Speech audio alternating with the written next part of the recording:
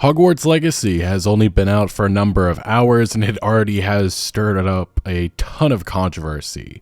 The one big shocker that came about just a number of hours ago was those review scores, in which this game received glowing reviews. We talked about that in my last video. We went over some of those reviews, including some of the reactions from this gaming industry and the many outlets that did not get review codes from Warner Brothers. That was a deliberate move by WB because they knew that a lot of these outlets, the Kotakus and Polygons, were not going to review the game, they were going to review Rawling. And of course that's going to impact the score and the overall score of Hogwarts Legacy. It was a smart move, maybe something that not everybody agrees with, but it was something that worked, because right now I think on OpenCritic the game has about 90% of critics that recommend the experience. That's probably going to go down over time. But right now, as it stands, Hogwarts Legacy is having a massive launch. On Twitch alone, it has almost 500,000 viewers, and that's only going to grow in the coming days. And additionally, just based on the pre-sales, this is probably going to sell easily 10 to 20 million copies this year, and it already has been declared by numerous outlets as a Game of the Year contender.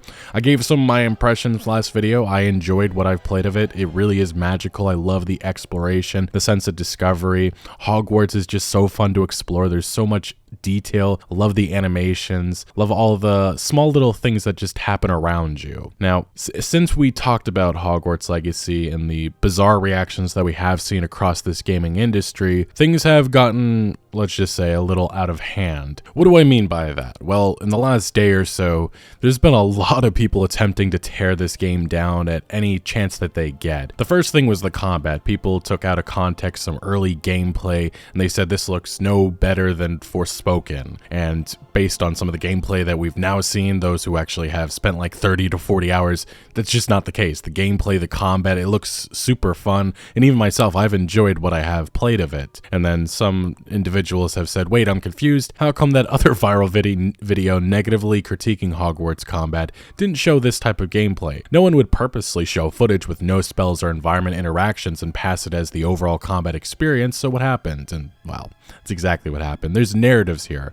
There's a lot of bad faith arguments that are being made against Hogwarts Legacy. But even the most baffling thing that has come about is that there is a trans character in Hogwarts Legacy. And a lot of activists have gone online and they have said that this is a token character. This is just something that has been thrown in there. And they've also really attacked the fact that the name of the character is Serona Ryan, because they're saying that this is just something that Rawling had to have approved of. And as Sophia Norwitz, a trans person herself, said, this is just paranoia and delusion. OMG, go outside and eat grass, because this individual, Laura Kate Dale, saying, of course, the Wizard Games trans woman character name starts with Sir and ends in a masculine coded name. Like, this is par for the course for Harry Potter. This is such a trope of naming conventions for trans characters in media. And I honestly think Avalanche Studios, anything that they did here, it was never going to be enough. And now the various gaming outlets, we talked about this last video, but one big thing that has been happening is the Kotakus and Polygons. They are very, very upset that this game is getting such positive coverage and that the reviews are not entirely about Rawling and her views.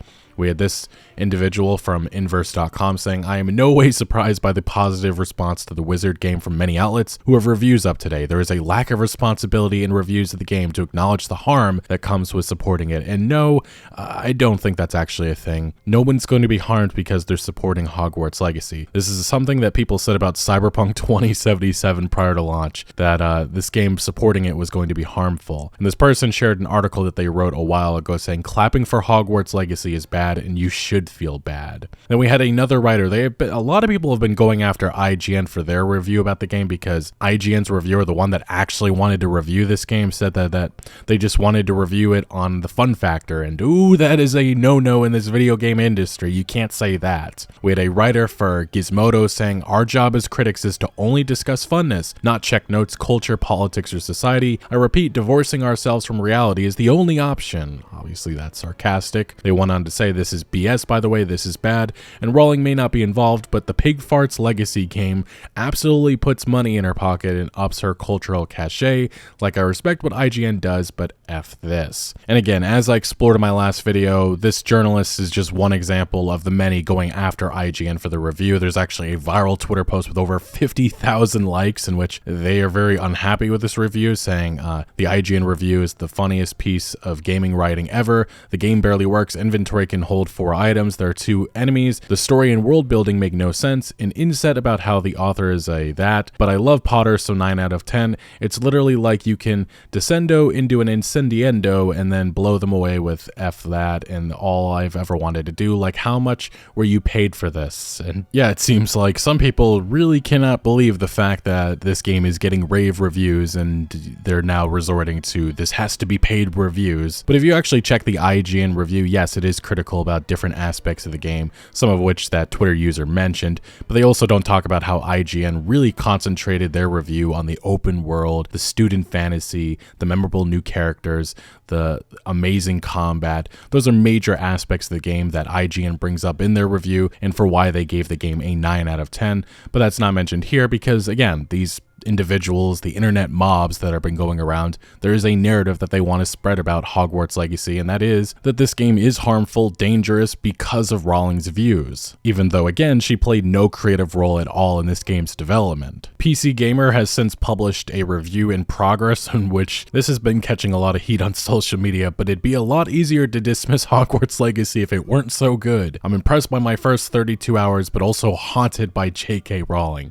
That is actually what the review headline says. It's crazy that this is a real thing that they wrote up. Axios published an article in which Hogwarts Legacy game launch becomes referendum on Rowling, and British gaming outlet Rock Paper Shotgun has decided that they're not going to give any coverage to Hogwarts Legacy, and they are instead talking about a bunch of other Magic games. More power to them, I guess. And then Canadian outlet The Gamer said that they won't be reviewing Hogwarts Legacy. The publication also won't be creating any online guides. This is not because of any issue with royalties or monetary support for Rowling, but because we feel the continued popularity of Harry Potter only provides her with a larger platform and further legitimizes her views, which we in turn feel are harmful to trans people. Now, some streamers have also been very vocal about their disdain for Hogwarts Legacy. We had one viral post in which somebody posted a statement. Nicotine, I guess she's a Twitch streamer, she said that statement, Hogwarts Legacy is a product ultimately funding JK, whose well-documented stance on trans people remains firmly rooted in a callous disregard for human life. Therefore, I will not be streaming to Twitch while the ad campaign is playing. And that is another thing a lot of Twitch streamers, some of them, have taken issue with, and that is because Hogwarts Legacy, the ads for it are appearing on Twitch. I mean, that just happens with any big release game, so I don't really know why that's too much of a surprise. But yes, there are some Twitch streamers that were very upset about this. But right now, again, there's 500,000 people watching Twitch streams of Hogwarts Legacy. So the boycott campaign, the outrage, it has not worked. Although there is a new angle to this, in which there are some Twitter accounts going after those Twitch streamers that are actually engaging in playing Hogwarts Legacy. We had this viral Twitter post in which somebody actually made a website in which you can, I guess, boycott or cancel a Twitch streamer if they played Hogwarts Legacy. And in this tweet they wrote, introducing havetheystreamedthatwizardgame.com. Find out if anyone you follow on Twitch has streamed that new wizard game. It's just bizarre, the lengths that people are going to cancel others just because they're playing this Harry Potter game, people trying to relive their childhood. I really do think it's ridiculous if we're not going to have discussions about all the other controversies that have been happening in this video game industry. I saw somebody else point this out, that Polygon and Kotaku, all these other outlets, were very okay with reviewing Far Cry 6 while Ubisoft was right in the midst of a huge misconduct and abuse scandal, but I guess that changed now with Hogwarts Legacy. Now, in terms of people being canceled for playing Hogwarts Legacy, it looks like we do have one major example, and that is Girlfriend Reviews. If you're not familiar, that's a big YouTube channel, a lot of wholesome content, and they decided to play Hogwarts Legacy, and that was a big no-no with their audience.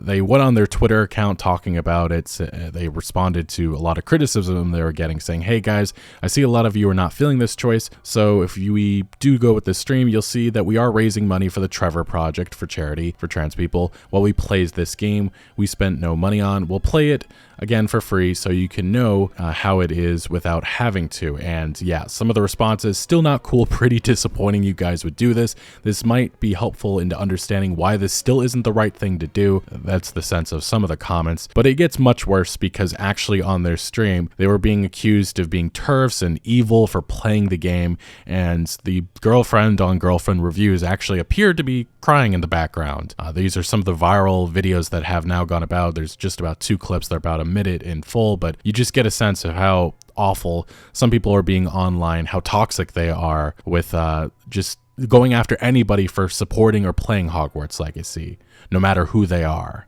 You know, toxic and repeating yourself and just sitting here seething, being mad that we're doing our job, you know? No, it's not. It's subs. I'm serious.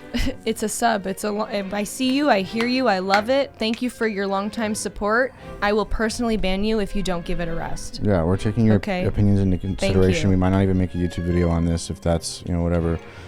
But, you know, you don't need to sit here and make us feel bad. Like, flip up, and now it's like, whatever.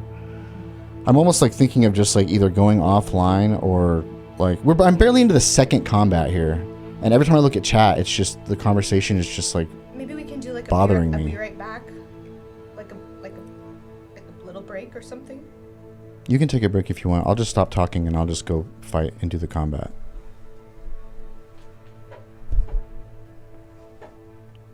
Y'all done did it now.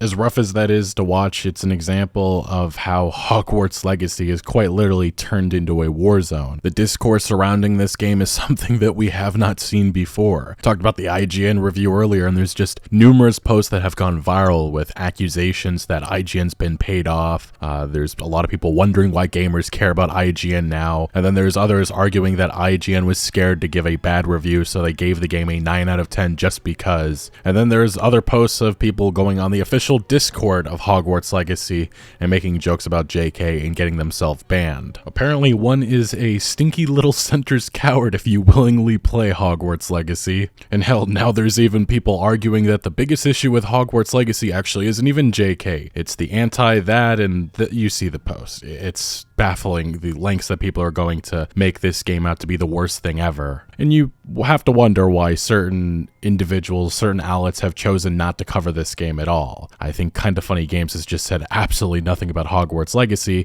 and probably for good reason. But as it stands, Twitter posts such as this and articles such as this continue to pop up, and the outrage surrounding Hogwarts Legacy is not going to be slowing down anytime soon. This is exactly what I and many of you expected to happen when this game did release, and here we are now. But I do think that the big difference is that none of us expected the overwhelmingly positive reviews that we have seen from YouTubers and game critics thus far. Anyway, there's a lot going on with Hogwarts Legacy right now. Many of you are finally jumping into Hogwarts. What do you make of the game? And what do you make of the controversy that is only increasing as each day goes by? Seems like right now there's a lot of people online trying to make others feel bad for just buying or showing any bit of little support for Hogwarts Legacy and the developers. Let me know your thoughts down in the comment section below, but thank you for watching. Make sure to leave a like if you did enjoy this video or if you found any informative value, and make sure to follow my other social media accounts for updates on new videos. Links are always down in the description below. I'm most active on Twitter, giving opinions on news that I do not always get into video form, so do make sure to follow me over there. Also check out my Discord for all sorts of discussion on games, and again, thank you for joining. Consider subscribing for more videos like this,